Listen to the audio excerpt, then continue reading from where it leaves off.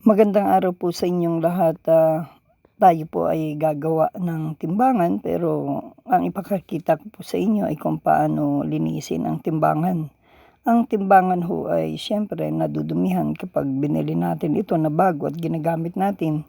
Kung ito ay nauulanan, kung ito po ay nababasa, natitilamsikan ng mga dugo ng baboy o di kaya ng mga tubig ng mga dagat o di kaya malansang isda o katas, kaya dumudumi po ito.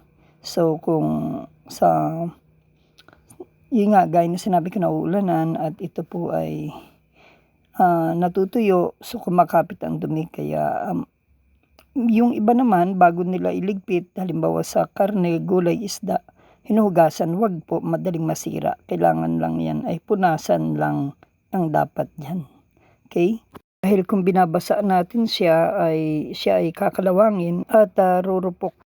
Okay, ngayon lilinisin natin siya. Yan. Paano ba maglinis? Ganyan. Ganyan ko nililinis siya.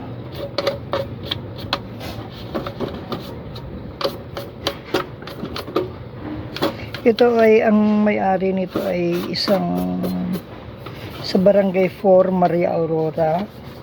Siya po ay may feeds. Nagtitinda sila ng mga feeds. Mga agricultural supplies po sila. So, ito ay matagal na. Sira pa rin yung malaki nilang timbangan na ganito, na micromatic. So, ito muna ang pinagawa. So, kala ko hindi na nila dadalhin dito eh. Kasi wala na silang magamit na ganito araw-araw nila. So bali mayroon naman isang pinagawa rito, pinahiram ko na lang sila muna.